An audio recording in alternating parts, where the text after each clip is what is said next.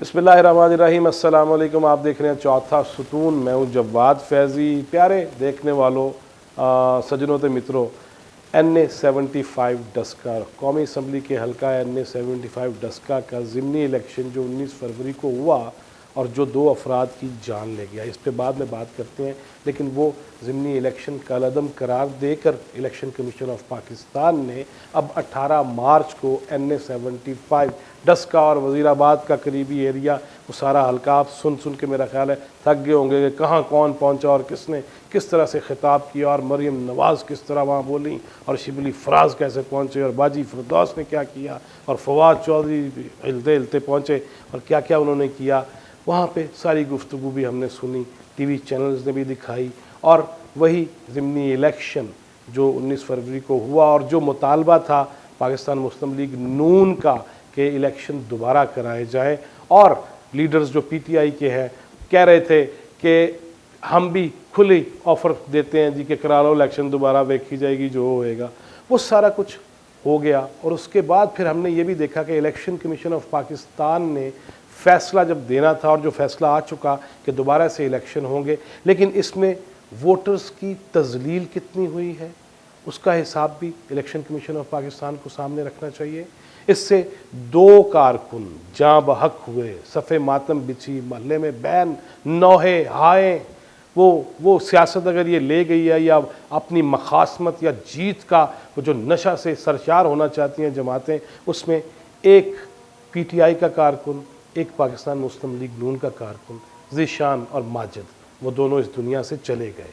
और फिर हमने ये भी देखा कि वो बुज़ुर्ग औरतें, वो बाबे, वो माजूर औरतें और बाबे, बच्चे से मुराद जवान 18 साल से जो बड़ा है, जो वोट कास्ट कर सकता है, वो किस हालत में पहुंचा होगा, कितनी लंबी लाइन लगी होगी उनकी। वो उन्हें पता नहीं कीमे वाला नान या बिरयानी मिली होगी कि नहीं मिली होगी, या उसके अलावा कहाँ कहाँ पैसा चला। अब तो सेनेट इलेक्शन में करोड़ों चल रहे हैं, तो वो एक क्यों ना एक कौमी असम्बली के हल्के में भी कोई 500-500 भी देना पिया हुए। तो वही ऐसा भी होता है हमारे हल्कों में, हमारे इलाकों में, हमारे इलेक्शंस में ये सब कुछ होता है। लेकिन वो 2 जो जान से चले गए, वो जो माओ की मोहब्बत उस तरह से अब समेट नहीं पा रहे, अल्लाह ताला आसानियाँ करे, लेकिन क्या उनको बाकायदा इंसाफ मिलेगा? इलेक्शन तो हो जाएगा, नौशीन इफ्तिखार आ जाएंगी, आली असजद आ जाएगा, बल्ला घूमेगा कि शेर धाड़ेगा, ये सारे मुसलसल तकारीर खिताबात सुन के।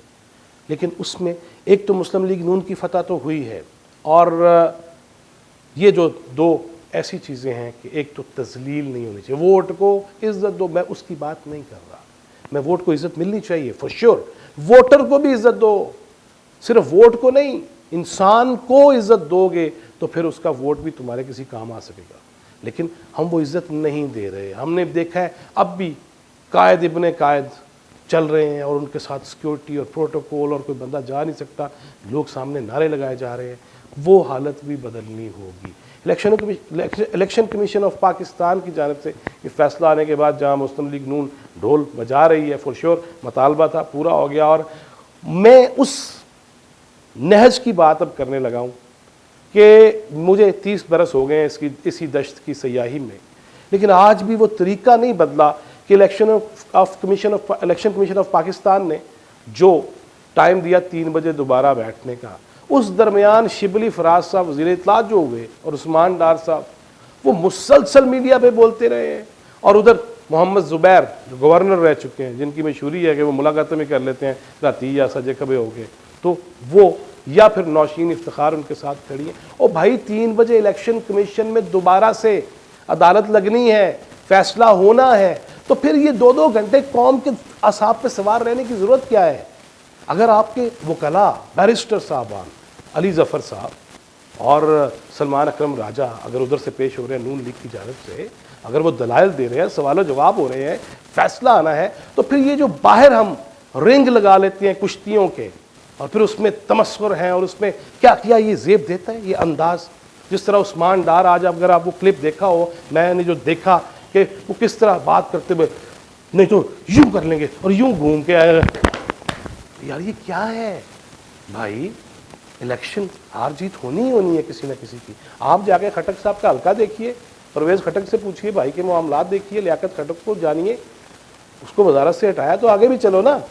لیکن یہ جو 2 لوگ مر گئے اس کا حساب کون دے گا؟ 10 لاکھ روپیہ پی ٹی آئی نے اپنے کارکن کے لیے وہ اناؤنس کر دیا ورثاء کو دینے کا اور نوکری کا.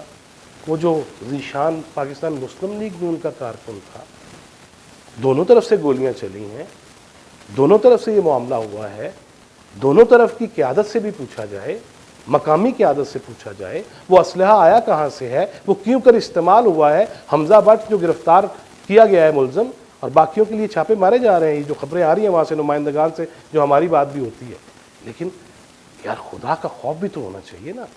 ہمیں وہ نہیں ہے.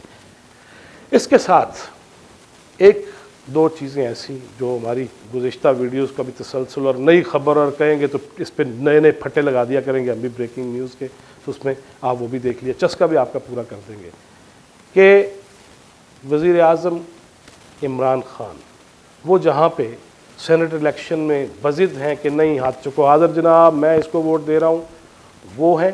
اور دوسری طرف اپوزیشن جماعتیں جن کے اپنے چارٹر آف ڈیموکریسی کے اندر بھی لکھا ہوا تھا کہ جی سر عام اعلان ہونا چاہیے کس کے. اب اس کو کس موقع پہ کون استعمال کر رہا ہے، بنے گا کون؟ یوسف رضا گیلانی آج بلاول بھٹو زرداری اور دیگر اراکین کے ساتھ جاتی عمرہ مریم نواز صاحبہ کی رہائشگاہ پہ پہنچتے ہیں. وہاں گپے شپے بھی ہوتی ہیں، پرویز رشید بھی ہوتے ہیں جو جن کے اپیل بھی مسترد کر دی گئی. وہ بندہ سینٹ میں نہیں آنا چاہیے. گیلانی صاحب آ رہے ہیں. یہ ملاقاتیں جو ہو رہی ہیں اور پھر جو نیوٹرل ہونے کا کہا جا رہا ہے کہ ابھی تک اسٹیبلشمنٹ یا ابھی تک وہ صاحبان اصل اقتدار جو ہیں وہ ابھی تک کسی ایک طرف نہیں جھکاؤ ان کا، یہ کہا جا رہا ہے. اور گیلانی صاحب بڑے امید ہیں، اور زرداری صاحب کے پتے کس طرح سے کھلیں گے اور کھلیں گے. لیکن آج رائے ونڈ کے اندر جو ملاقات ہوئی اس میں یہ گفتگو ہوئی کہ گیلانی صاحب صرف آنکھوں پہ سر آنکھوں پہ، اور ان کی یہ پی ڈی ایم کے متفقہ امیدوار ہیں. گیلانی صاحب نے گزشتہ روز پاکستان مسلم لیگ نون کے صدر جناب شہباز شریف سے بھی ملاقات کی، پھر حمزہ شہباز سے بھی کی، وہ بھی اپوزیشن لیڈر ہے پنجاب اسمبلی میں. اسی طرح آج جو رائے ونڈ میں ملاقات ہوئی ہے اس میں یہ بات کہی گئی ہے کہ جناب یہ ہمارے متفقہ امیدوار ہیں، دل و جان سے ہیں، لیکن اب NA-75 ڈسکا اس پہ اب آپ نے بھرپور ہمارے ساتھ زور لگوانا اور پھر دل سے لگوانا، اور تمام جماعتوں نے لگوانا ہے. اور اس کا عزم کیا گیا ہے کہ یس یہ ڈسکا کا جو ضمنی الیکشن جو ایک افواہ بن کے خبروں میں رہ کے دوبارہ الیکشن ہو کے وہ ROs وہ جو آفیسر گئے ہیں ان کے بیانات اور فارم 45 اور اس کا گم جانا، اس پہ سائن کس کے ہیں، TOs کون سے ہیں، کیا ہے ریزائڈنگ آفیسر نے کیا کہا ہے، یہ لمبی فائلز تو بن چکی ہیں. مگر یہ بات ہوئی ہے کہ اب چونکہ میدان پھر بھرپور لگے گا اور اس کے اثرات سینٹ پہ بھی دیکھے جانے ہیں. ہم نے KPK میں بھی جیت کے دکھا دیا ہے، لہذا پیپلز پارٹی اور دیگر جماعتیں جو ہیں وہ ہمارا بھرپور ساتھ دیں، شانہ بشانہ چلیں.